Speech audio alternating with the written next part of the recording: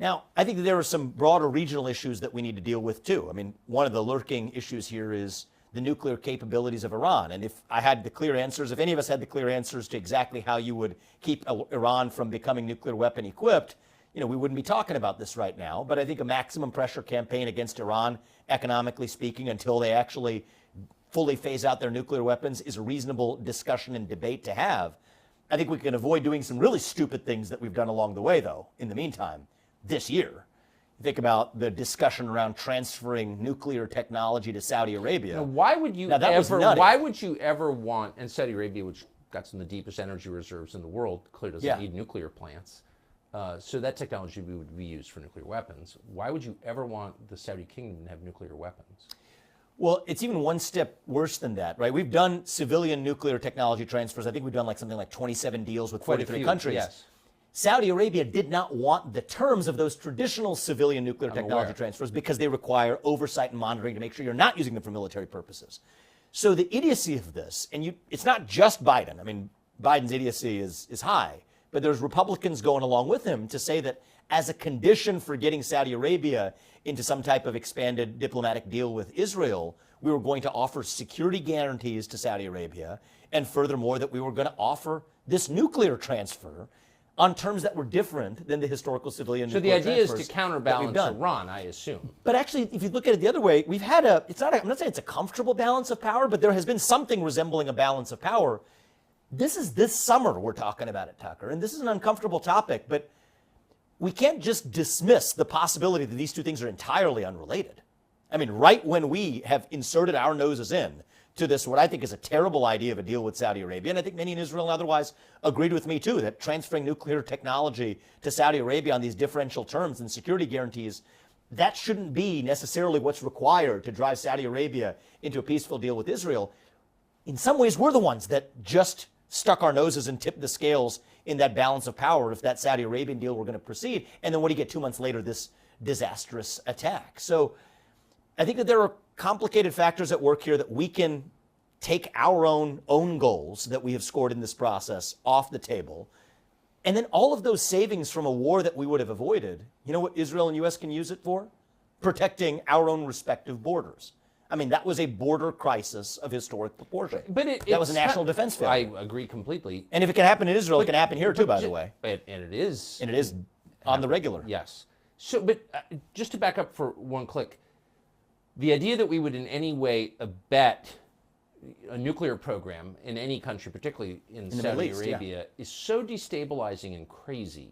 It suggests that people have lost their awe of their fear of nuclear weapons. I'm watching people on television, on the internet, sort of blithely talk about the possibility of the use of nuclear weapons in this conflict. I watched it 5 times yesterday.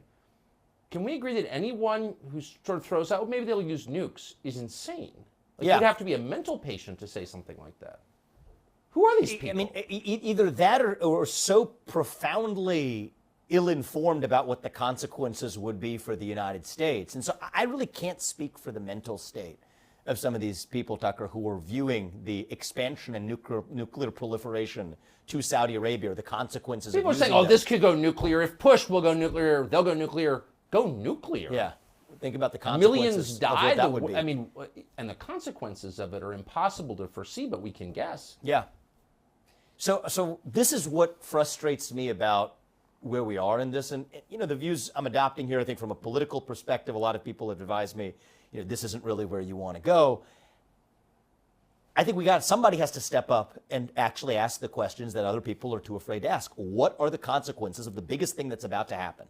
If Israel mounts that ground war in Gaza, appears to be the next step in this conflict, and there's no clearly identified objective, what are the consequences for Israel? We ask that as a friend. What are the consequences for the United States? We should ask as Americans.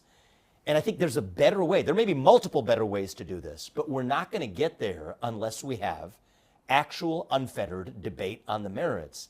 And I think there's something, particularly in the Republican Party, actually, around the culture of this issue that has really stifled that debate. The experience I've had, I mean, the first time you and I met was, I don't know if you remember this, was after when I was writing my first book, it was in the context of I'd been a biotech CEO and George Floyd died and this country started acting crazy and there were certain debates you couldn't have on questions relating to race and whatever back in 2020.